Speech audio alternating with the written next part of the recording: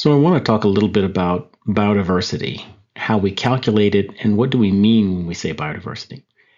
We often think of biodiversity as simply lots of species, but it's actually more complex than that.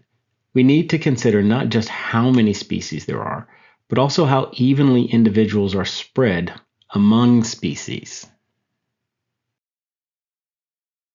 So let's talk about biodiversity in terms of species richness. If you look at Forest A, there are 98 white-tailed deer, 1 gray fox, and 1 feral hog.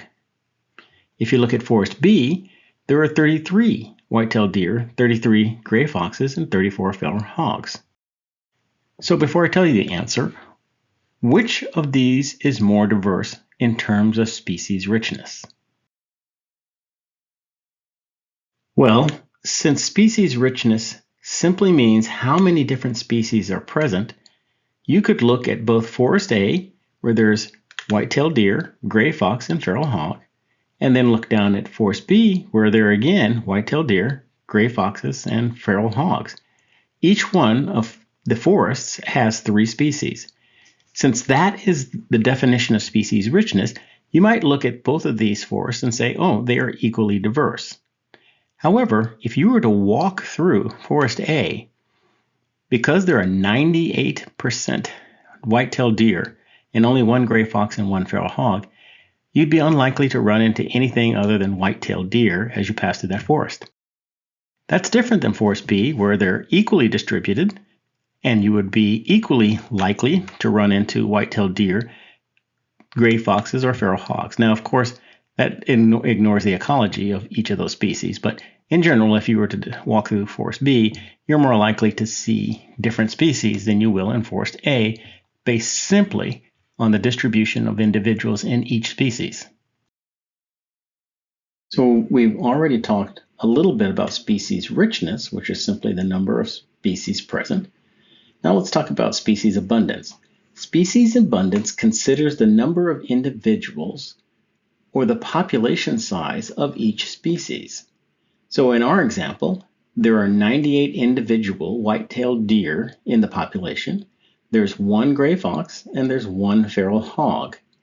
So your total species abundance is 100 because there are 100 individuals distributed among the 3 species.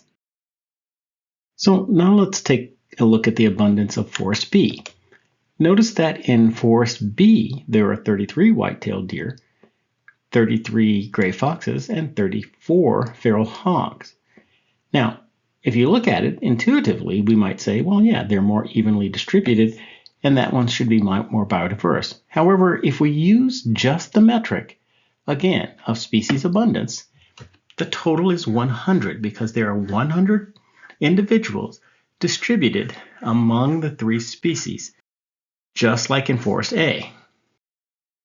So what we've come to a conclusion on is that just using species abundance and just using species richness doesn't necessarily help us to figure out which place Forest A or Forest B is more diverse. So it turns out that when you're trying to calculate biodiversity, you need to include both species richness and species abundance. And so therefore, we need a metric that takes into account both of those. 2 widely used diversity indexes include Simpson's Diversity Index and Shannon's Diversity Index. Now we're going to go over Shannon's Diversity Index for this class, and that's the only one I'm really going to ask students to calculate. But there are other ways to calculate besides Shannon's and Simpson's index, and there are some scholars who would also point out that just using these index doesn't necessarily also tell you about biodiversity. However, they're widely used in among academics and researchers, and so we're going to learn those. All right.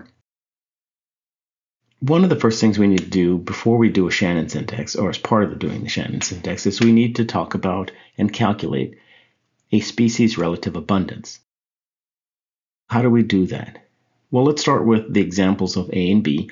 To calculate the relative abundance of deer in Forest A, we divide the number of individuals of white-tailed deer, which was 98, by the total number of individuals in all 3 species, which was 100. Therefore, the relative abundance of white-tailed deer in Forest A is 98 divided by 100, which is equal to 0.98. That's another way of saying 98%.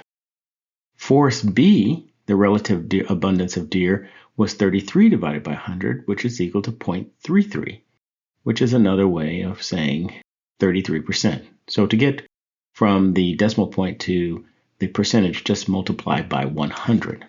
So now we've calculated the relative abundance of white-tailed deer in each forest.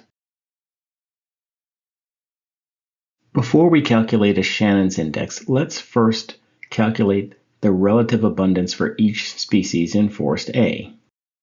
For example, there were 98 individuals of white-tailed deer, and there were 100 individuals in all three species. Therefore, the relative abundance of white-tailed deer is 98 divided by 100, or 0.98. That's the same thing as saying 98%. Just multiply by 100 to get the percentage. For the gray fox, there was only one. If we divide 1 by 100, we get 0.01, which is the same thing as saying 1% is the relative abundance for the gray fox. Similarly, for the feral hog, 1 divided by 100 equals 0.01, and therefore, once again, we have 1% relative abundance for the feral hog. Now we can use this to calculate the Shannon's index for Forest A. Now we're ready to calculate the Shannon's diversity index. And to do that, we're going to take all of the relative abundances that we calculated in Forest A, and we're going to multiply them by the natural log of the relative abundances. So in other words, when you see this number, pi, that is the relative abundance that we calculated earlier. So we're going to take the sum of all the relative abundances multiplied by the natural log of the relative abundance. For instance, remember that the relative abundance was deer was 0.98. The relative abundance of fox is 0.01, and the relative abundance of a feral hog was 0.01. So in the next slide, I'll show you how we calculate all this. So now we're ready to calculate Shannon's index for Forest A. You take the relative abundance, so in this case, white-tailed deer, 0.98, and you multiply it by the natural log of 0.98, which will give you a number of negative 0.0198. Hopefully on your calculator, you have the natural log. If not, you can Google how to use the natural log on your calculator and so that you can calculate this. We do the same thing, therefore, with gray fox and feral hog. You take their relative abundance, which is 0.01, times the natural log of 0.01, which will give you a negative number of 0.046. The same thing will happen for both the gray fox and the feral hog. Then you sum all these together. Negative 0.0198 minus 0.046 minus 0.046 will give you a negative number of negative 0.118.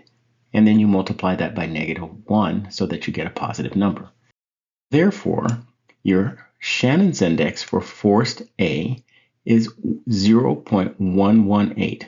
That's the diversity index number. So now let's calculate the Shannon index for Forest B. Here we have white-tailed deer with a relative abundance of 0.34, and then the gray fox and feral hog both with the same relative abundance of 0.33.